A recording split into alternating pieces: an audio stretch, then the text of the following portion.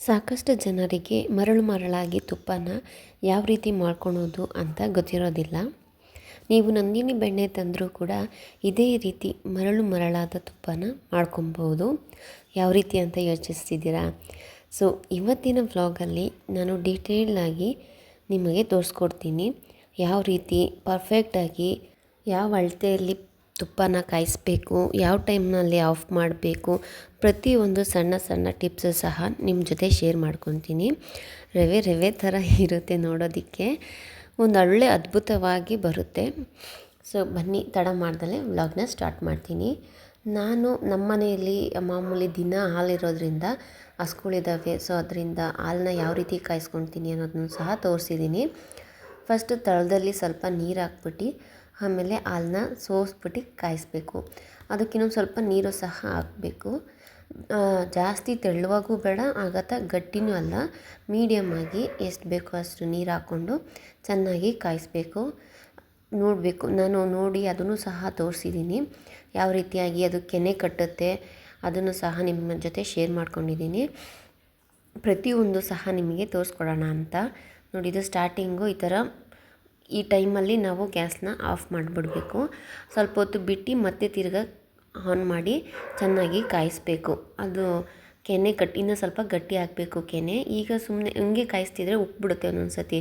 ಅದಕ್ಕೆ ಒಂದು ಸ್ವಲ್ಪ ಆಫ್ ಮಾಡಿಬಿಟ್ಟು ಮತ್ತೆ ತಿರ್ಗಾ ಆನ್ ಮಾಡಿ ಕಾಯಿಸಿದ್ದೀನಿ. ನೋಡಿ, ಇವಾಗ ಅಲ್ಲಿ ಕೆನೆ ಕಾಣ್ತಿದ್ದಲ್ಲ, ಇಷ್ಟು ಕಟ್ಟಿರುತ್ತೆ. ಇದನ್ನು ನಾವು ಫ್ರಿಜ್ಜಲ್ಲೂ ಸಹ ಇಟ್ಬಿಟ್ಟು ಕರಿತೀನಿ. ಅಂದರೆ ಇವಾಗ ಬೆಳಗ್ಗೆ ಕಾಯಿಸಿರ್ತೀನಿ ಅಂದ್ಕೊಳ್ಳಿ ಹಾಲನ್ನ, ಅದನ್ನು ಸಂಜೆ ತನಕ ಫ್ರಿಜ್ಜಲ್ಲಿ ಇಟ್ಟಿರ್ತೀನಿ.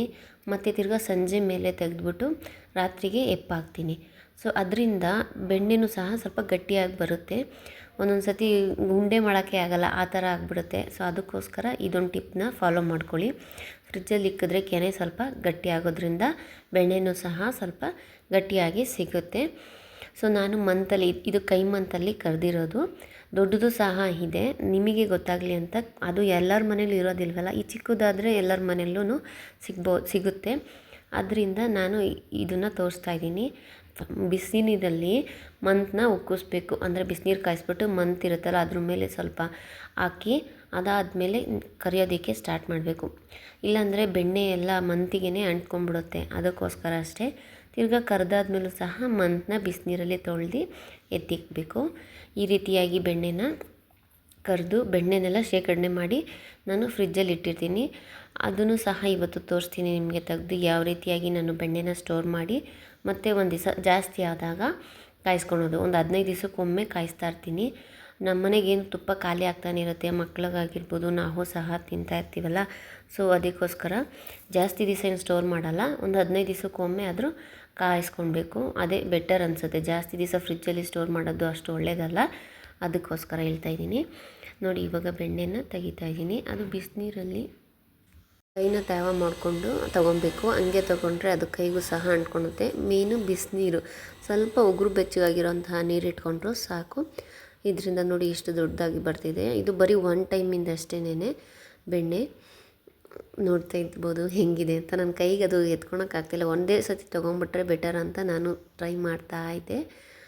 ಅದಕ್ಕೋಸ್ಕರ ಹಾಗೆ ನೋಡಿ ಇಷ್ಟು ದಪ್ಪ ಬೆಣ್ಣೆ ಬಂದಿದೆ.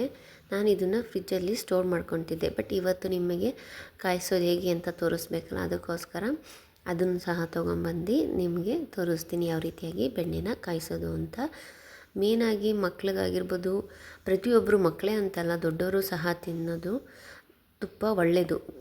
ಯಾಕೆ ಅಂದರೆ ಬೋನ್ಸ್ ಎಲ್ಲ ಸ್ಟ್ರಾಂಗ್ ಆಗಿರುತ್ತೆ, ಅದಕ್ಕೋಸ್ಕರ ಗಟ್ಟಿಯಾಗಿರುತ್ತೆ ಅಂತ ಹೇಳ್ತಾರಲ್ಲ, ಅದಕ್ಕೋಸ್ಕರ. ನೋಡಿ, ಇದೆಲ್ಲ ಬೆಣ್ಣೆನ ಇಷ್ಟಾಗಿದೆ. ಈಗ ಕಾಯಿಸೋಕ್ಕೆ ಸ್ಟಾರ್ಟ್ ಮಾಡೋಣ.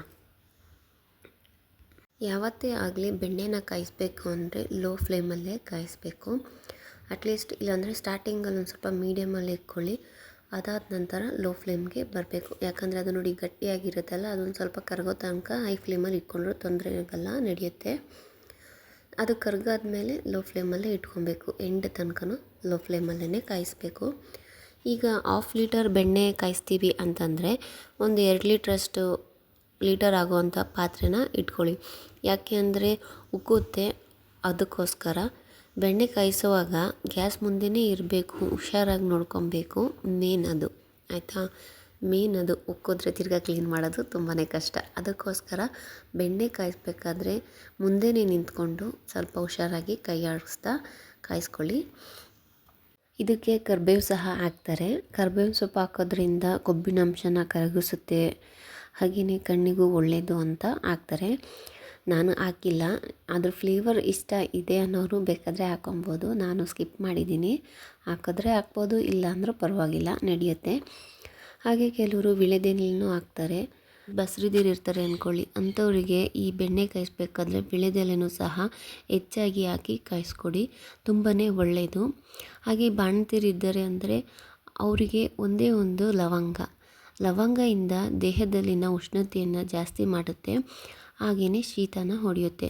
ಅದಕ್ಕೋಸ್ಕರ ಲವಂಗನೂ ಸಹ ಹಾಕಿ. ಇನ್ನು ಏಲಕ್ಕಿನೂ ಸಹ ಹಾಕ್ತಾರೆ. ನಾನೇನು ಹಾಕೋದಿಲ್ಲ. ನಾನು ಆಗಲೇ ಹೇಳಿದ್ನಲ್ಲ, ಆಪ್ಷನಲ್ಲು. ಈ ಕರ್ಬೇವಿನ ಸೊಪ್ಪು ಹಾಗೆ ಏಲಕ್ಕಿ, ಅದ್ರ ಫ್ಲೇವರ್ ನಿಮಗೆ ಇಷ್ಟ ಆಗುತ್ತೆ ಅನ್ನೋರಾಗಿದ್ದರೆ ಹಾಕ್ಕೊಳ್ಳಿ. ಅದು ಆಪ್ಷನಲ್ ಅಂತ ನಾನು ಹೇಳಿದ್ದೀನಿ. ಹಾಕೋ ಹಾಗಿದ್ರೆ ಹಾಕ್ಬೋದು, ಇಲ್ಲ ಅಂದರೆ ತೊಂದರೆ ಏನಿಲ್ಲ. ಹಾಗೆಯೇ ನಾನು ಇದಕ್ಕೆ ಒಂದು ಅರ್ಧ ಸ್ಪೂನಷ್ಟು ಏನಂತಾರೆ ಮೆಂತ್ಯ ಪೌಡ್ರು ಹಾಕ್ತೀನಿ. ನಾನು ಅದನ್ನು ಆಲ್ರೆಡಿ ಮಾಡಿ ಇಟ್ಕೊಂಡಿರ್ತೀನಿ. ನಾನು ಅದನ್ನು ತೋರಿಸಿಲ್ಲ ಇದರಲ್ಲಿ, ಸೊ ಅದಕ್ಕೋಸ್ಕರ ಹಾಗೆ ಹೇಳ್ತೀನಿ. ಒಂದು ಸ್ಪೂನಷ್ಟು ಮೆಂತ್ಯನ ಚೆನ್ನಾಗಿ ಹುರ್ಕೊಳ್ಬೇಕು. ಅದು ಸಿಡಿಯುತ್ತೆ, ಚಿಟಪಟ ಅಂತ ಸಿಡಿಯುತ್ತೆ. ಆ ಥರ ಹುರ್ಕೊಂಡು ಅದನ್ನು ಪುಡಿ ಮಾಡಿ ಇಟ್ಕೊಂಡಿರಿ. ಸೊ ಆ ಥರ ನಾನು ಮುಂಚೆನೇ ಜಾಸ್ತಿನೇ ಮಾಡಿ ಇಟ್ಕೊಂಡಿರ್ತೀನಿ. ಅದನ್ನು ಸ್ವಲ್ಪ ಹಾಕಬೇಕು, ಒಂದು ಅರ್ಧ ಸ್ಪೂನಷ್ಟು ಹಾಕಿ. ಹಾಗೆಯೇ ಇದಕ್ಕೆ ಸ್ವಲ್ಪ ಅರಿಶಿನ ಪುಡಿನೂ ಸಹ ಹಾಕ್ತೀವಿ. ಒಂದು ಹಾಫ್ ಸ್ಪೂನಷ್ಟು ಅರಿಶಿನ, ಹಾಗೆ 1 ಸ್ಪೂನಷ್ಟು ಮೆಂತ್ಯ ಪುಡಿ, ಇಷ್ಟನ್ನು ಹಾಕಿ ಚೆನ್ನಾಗಿ ಕುದಿಸ್ಬೇಕು. ನಾನು ಹಾಕಿ ತೋರಿಸ್ತೀನಿ ನೋಡಿ. ಈ ಥರ ಈಗ ಅದು ನೊರೆ ಆಗಿದೆ. ಇನ್ನು ಕಾಯಿಸ್ಬೇಕು ಚೆನ್ನಾಗಿ. ಈ ಟೈಮಲ್ಲಿ ಉಕ್ಬಿಡುತ್ತೆ. ನಾನು ಅದಕ್ಕೆ ಎಲ್ಲ ಇದ್ದು ಕೈ ಆಡಿಸ್ತಿರ್ತೀನಿ. ಹಂಗೂ ತಿರುಗಿಸ್ತಾನೆ ಇದ್ದೆ, ಹಂಗೂ ಉಪ್ಪು ಬಂದ್ಬಿಟ್ಟಿತ್ತು ನೋಡಿ. ಅದು ಹೆಂಗೆ ಎಷ್ಟು ಬೇಗ ಬಗ್ಗಂತ ಬಂದ್ಬಿಡುತ್ತೆ ಅಂದರೆ ನೋಡಿ, ನೀವು ಇದರಲ್ಲೇ ಗೊತ್ತಾಗುತ್ತೆ. ಅದು ಮುಂದೆನೇ ನಿಂತ್ಕೊಂಡು ಕಾಯಿಸ್ಬೇಕು ಚೆನ್ನಾಗಿ. ಈ ರೀತಿ ಸ್ವಲ್ಪ ನೊರೆ ಎಲ್ಲ ಬಿಟ್ಕೊಂಡಿದೆ. ಇನ್ನೂ ತುಂಬಾ ಟೈಮ್ ಬೇಕಾಗುತ್ತೆ. ಬೆಣ್ಣೆ ಕಾಯಿಸೋದು ಅಷ್ಟು ಬೇಗ ಅಲ್ಲ. ಒಂದು ಹಾಫ್ ಆನ್ ಅವರ್ ಇಲ್ಲ ಮುಕ್ಕಾಲು ಅವರ್ ಬೇಕೇ ಬೇಕು ಬೆಣ್ಣೆನ ಕಾಯಿಸ್ಬೇಕು ಅಂತಂದರೆ. ನೋಡಿ ಉಕ್ತಾ ನಾನು ಅದಕ್ಕೆ ಇದನ್ನು ಆಫ್ ಮಾಡಿಬಿಟ್ಟು ಹಿಂದೆ ಫ್ಲೇಮ್ ಕಮ್ಮಿ ಮಾಡಿ ಅಲ್ಲೇ ಇಟ್ಟೆ, ನಿಧಾನಕ್ಕೆ ಕಾಯ್ಕೊಳ್ಳುತ್ತೆ ಅಂಥೇಳಿ. ಈ ರೀತಿಯೂ ಆಗುತ್ತೆ.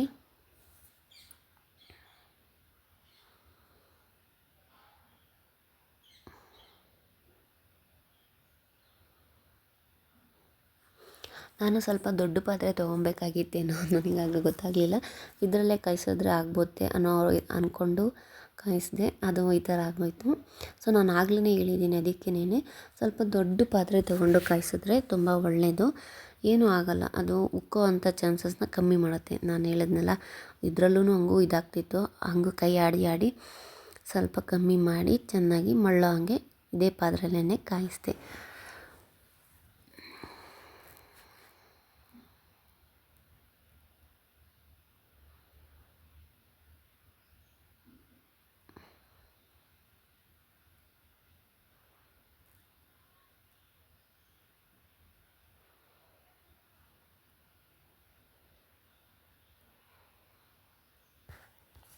ನೋಡಿ ಚೆನ್ನಾಗಿ ಕೈ ಆಡಿಸಿ ಕಾಯಿಸಿರೋದ್ರಲ್ಲಿ ಈ ಥರ ಬರುತ್ತೆ ನೋಡಿ. ಅದು ಮೇಲ್ಗಡೆ ನೊರೆ ಅಂಶ ಎಲ್ಲ ಇರುತ್ತಲ್ಲ, ಅದೆಲ್ಲ ಕಮ್ಮಿಯಾಗಿ ಈಗ ನಮಗೆ ಬೆಣ್ಣೆ ಈ ಥರ ಕಾಣ್ತಿದೆ.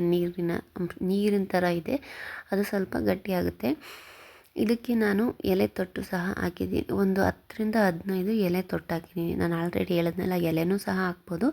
ಬಟ್ ನಾನು ಸುಮ್ಮನೆ ಎಲೆ ಹಾಕಿಲ್ಲ, ತೊಟ್ಟನ್ನ ಸ್ವಲ್ಪ ಜಜ್ಜಿಬಿಟ್ಟು ಅದಕ್ಕೆ ಹಾಕಿ ಮಳ್ಳಿಸ್ತೀನಿ.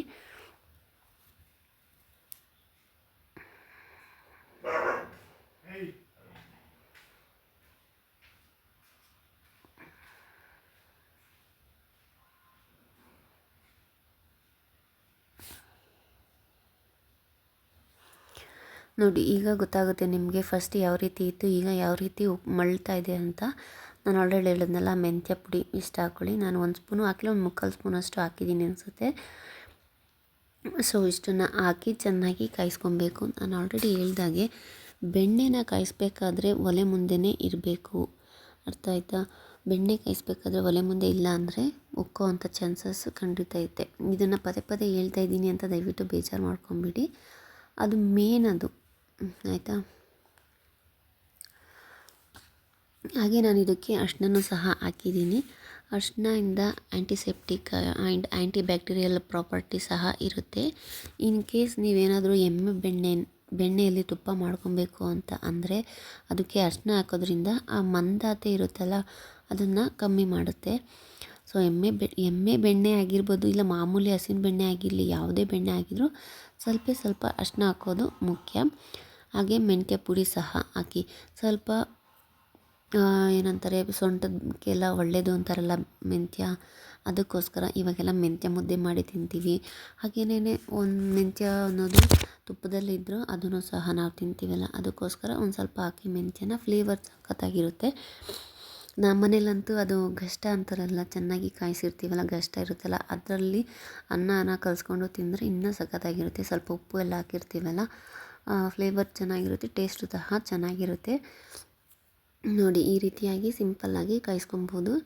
ಮಧ್ಯೆ ಕೈ ಆಡ್ತಾನೆ ಇರ್ರಿ, ಇಲ್ಲಾಂದರೆ ತಳ ಹತ್ತುವಂಥ ಚಾನ್ಸಸ್ ಇರುತ್ತೆ. ಲಾಸ್ಟಲ್ಲಿ ಈ ಮೆಂತ್ಯ ಪೌಡ್ರಲ್ಲಿ ಹಾಕಿ ಈ ಥರ ಮಳ್ತಾ ಇದೆ ನೋಡಿ, ಆವಾಗ ಕೈ ಆಡ್ತಿದ್ರೆ ಸ್ವಲ್ಪ ಅದು ತಳ ಹತ್ತೋದಿಲ್ಲ, ಇಲ್ಲಾಂದರೆ ತಳ ಹತ್ಬಿಡುತ್ತೆ. ನೋಡಿದ್ರಲ್ಲ ಸ್ನೇಹಿತರೆ, ಸಿಂಪಲ್ಲಾಗಿ ಈಸಿಯಾಗಿಯೇ ಮಾಡ್ಕೊಬೋದು. ನಿಮ್ಗೆ ಹಂಗೂ ಕಷ್ಟ ಅಂತ ಅನಿಸ್ಬೋದು. ಫಸ್ಟ್ ಟೈಮ್ ಯಾರಿಗೇ ಆಗಲಿ ಏನೇ ಒಂದು ಕೆಲಸ ಮಾಡಬೇಕಾದ್ರೆ ಕಷ್ಟ ಅಂತ ಅನಿಸುತ್ತೆ. ಟ್ರೈ ಮಾಡಿ, ಒಂದು ಸತಿ ತಪ್ಪಾದರೆ ಇನ್ನೊಂದು ಸತಿ ತಿದ್ಕೊಬೋದಲ್ವ, ಅದಕ್ಕೋಸ್ಕರ ಸೊ ಒಂದು ಸತಿ ಟ್ರೈ ಮಾಡಿ ನೋಡಿ, ಕಾಯಿಸಿ. ಹಾಗೆ ನಿಮಗೆ ಇಷ್ಟ ಆಯಿತು ಈ ವಿಡಿಯೋ ಅಂತಂದರೆ ಕಮೆಂಟ್ ಮಾಡಿ. ಇನ್ನೂ ಯಾರೆಲ್ಲ ನನ್ನ ಚಾನಲ್ನ ಸಬ್ಸ್ಕ್ರೈಬ್ ಮಾಡದೆ ನೋಡ್ತಾ ಇದ್ದೀರೋ ದಯವಿಟ್ಟು ಸಬ್ಸ್ಕ್ರೈಬ್ ಮಾಡಿ ಅಂತ ಕೇಳ್ಕೊಳ್ತಾ, ಬಿಕಾಸ್ ನಿಮ್ಮ ಸಪೋರ್ಟ್ ನನಗೆ ತುಂಬಾ ಮುಖ್ಯ, ಓಕೆನಾ. ನೋಡಿ ಈ ರೀತಿ ಉಕ್ಕಿದಾಗ ನೋಡಿ ನೊರೆ ಬರ್ತಿದೆ, ಈ ರೀತಿ ನೊರೆ ಬಂದಾಗ ಬೆಣ್ಣೆ ಚೆನ್ನಾಗಿ ತುಪ್ಪವಾಗಿ ಕನ್ವರ್ಟ್ ಆಗಿದೆ ಅಂತ ಅರ್ಥ. ಈಗ ತುಪ್ಪ ಚೆನ್ನಾಗಿ ಕಾಯಿಸಿದ್ದೀವಿ ಅಂತ, ಸರಿನಾ. ಈ ಥರ ನೊರೆ ಬರಬೇಕು. ನೊರೆ ಬಂದಾಗ ಆಫ್ ಮಾಡ್ಕೊಂಬಿಟ್ಟು, ಅದು ನೊರೆ ಎಲ್ಲ ಕಮ್ಮಿ ಆದಮೇಲೆ ಲಾಸ್ಟಲ್ಲಿ ತೋರಿಸ್ತೀನಿ ಯಾವ ರೀತಿ ಇರುತ್ತೆ ಅಂತ. ಇನ್ನು ಆಫ್ ಮಾಡ್ಕೊಬೇಕು. ಈ ಥರ ಬಂದಾಗ ಆಫ್ ಮಾಡ್ಕೊಳ್ಳಿ, ಓಕೆನಾ. ನೋಡಿ ಆ ನೊರೆ ಎಲ್ಲ ಇದಾದಮೇಲೆ ಇಷ್ಟು ತುಪ್ಪನ ಕಾಯಿಸ್ಕೊಂಡಿದ್ದೀನಿ. ಆ ಗಷ್ಟ ಕೆಳಗಡೆ ಕಾಣ್ತಿದೆಯಲ್ಲ, ಅದನ್ನು ಬಿಸಾಕೋ ಬದಲು ನಾವು ಅದನ್ನು ತಿನ್ಬೋದು, ಏನೂ ಆಗೋಲ್ಲ. ತುಪ್ಪದ ಥರನೇ ಹಾಕೊಬೋದು, ವೇಸ್ಟ್ ಮಾಡಬೇಡಿ. ಬಿಕಾಸ್ ಅದು ಮೆಂತ್ಯ ಪುಡಿ ಅಷ್ಟೇ, ಇನ್ನೇನು ಇರೋದಿಲ್ಲ. ಹಾಗಾಗಿ ಹೇಳ್ತಾ ಇದ್ದೀನಿ. ಸೊ ಇದಾಗಿತ್ತು ವ್ಲಾಗ್. ನಿಮಗೆ ನೀಟಾಗಿ ಅರ್ಥ ಆಗಿರುತ್ತೆ ಅಂದ್ಕೊತೀನಿ. ಇಫ್ ಇನ್ ಕೇಸ್ ಏನಾದರೂ ಡೌಟ್ ಇದ್ದರೆ ಕಮೆಂಟಲ್ಲಿ ನನಗೆ ತಿಳಿಸಿ, ನಾನು ಕಮೆಂಟ್ಗೆ ರಿಪ್ಲೈ ಮಾಡ್ತೀನಿ ಅಂತ ಹೇಳ್ತೀನಿ. ನಂತರ ಈ ತುಪ್ಪ ಎಲ್ಲ ಕಾಯಿಸಿರ್ತೀವಲ್ಲ, ಅದು ತಣ್ಣಗಾದ್ಮೇಲೆ ಟೀ ಸೋಸೋದಿರುತ್ತಲ್ಲ ಜಾಲರ, ಅದರಲ್ಲಿ ಒಂದು ಸ್ಟೀಲ್ ಪಾತ್ರೆಗೆ ಸೋಸಿ ಇಟ್ಕೊಳ್ಳಿ. ಅಷ್ಟೇ ಸ್ನೇಹಿತರೆ, ಸಿಂಪಲ್ಲಾಗಿ ನೀವು ಒಮ್ಮೆ ಟ್ರೈ ಮಾಡಿ, ಓಕೆನಾ. ಸೊ ಮತ್ತೆ ಸಿಗೋಣ ಮುಂದಿನ ವ್ಲಾಗಲ್ಲಿ. Until there take care, thanks for watching.